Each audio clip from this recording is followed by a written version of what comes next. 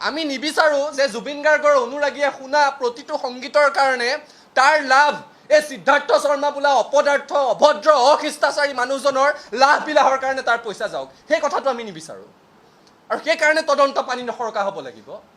এই কথাবোৰ স্পষ্ট হ'ব লাগিব। ছিংগাপুৰৰ অসম এছ'চিয়েশ্যনৰ সেইসকল ব্যক্তি যি জুবিন গাৰ্গৰ লগত শেষ মুহূৰ্তত আছিলে তেওঁলোকক তদন্তৰ আওতালৈ আনিব লাগিব। কেতিয়ালৈকে ৰৈ আছে? সেই ইয়তখন কেতিয়া গৈ তাত SIT উপস্থিত হ'ব? SIT যাব পাৰিবনে নোৱাৰিব? এই প্ৰশ্নবোৰৰ উত্তৰ লাগিবতো। তাত থকা কোষ্টেল গাৰ্ডসকল, পৰ্টৰ CCTV এইবোৰৰ পৰীক্ষা হ'বনে নহয়?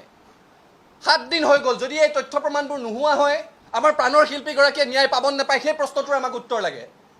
অসমৰ মানুহৰ ধৈৰ্যৰ এটা সীমা আছে, সেই সীমাটোৰ সৈতে কোনেও নেখেলা ভাল।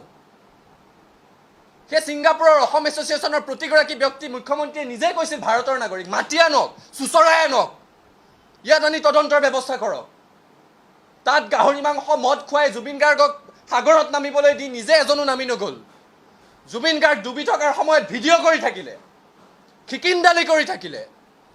সেই সকলো জাতীয় শত্ৰু মাতি আনি চুচৰাই আনি তেওঁলোককো সোধপোছ কৰিব লাগে, তদন্ত কৰিব লাগে, শাস্তি দিব লাগে। জুবিন গাৰ্গৰ স্বাস্থ্যৰ অৱস্থা কোনে নাজানিছিল? তাৰ পাছতো তেওঁক সাগৰলৈ লৈ যোৱা হ'ল।